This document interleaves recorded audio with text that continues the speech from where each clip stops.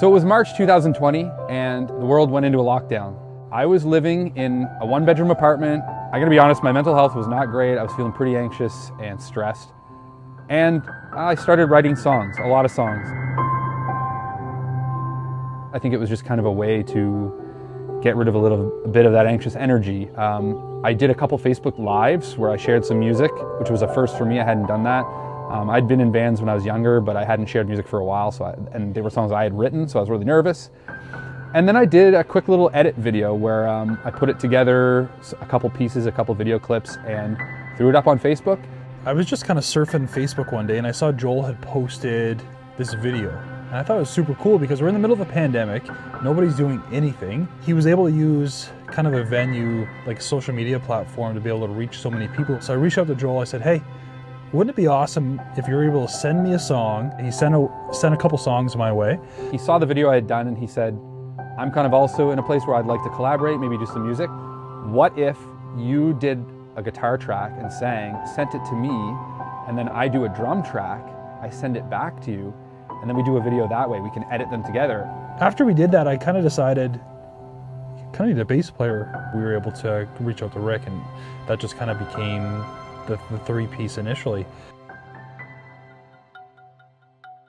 I'd seen some of the work that Joel had posted online, and I thought it was a really neat concept, but first thing that occurred to me was, how the heck do I do this? I think I recorded my first bass part on this old vocal mic, Joel, can you hear this? We had no idea what to expect, but we just had done something creative in a pandemic, and it felt good. It felt good to accomplish something creative and positive. One of the first songs we did was this song called Drift Away. Basically, Joel showed up to my place with a green screen.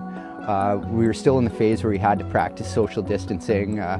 He set up the green screen on my patio, and then I came out and tried to play along with the bass part that I'd recorded earlier. We did what I thought was such a cool, unique video given the circumstances of not being able to be together. And Joel did his magic and spliced that together.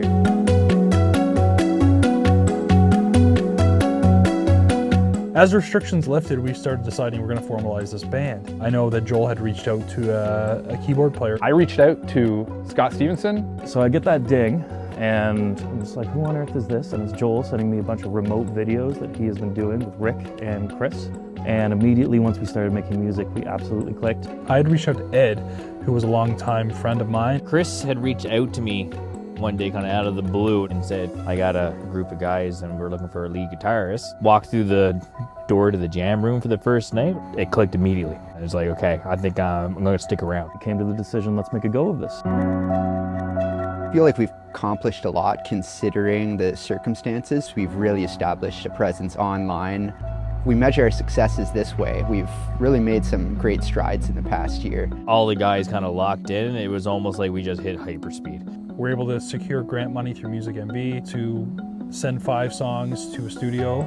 We did that with Shiftwork Studio. It was an amazing experience. We were able to record all 5 songs with Dylan Ward. We've been blown away by the feedback we've had so far from the community. By doing something that we wanted to have as a positive focus, it's kind of remained that way, and it's got this positive vibe around everything that we do, and we're just really, really excited and looking forward to what we'll do next.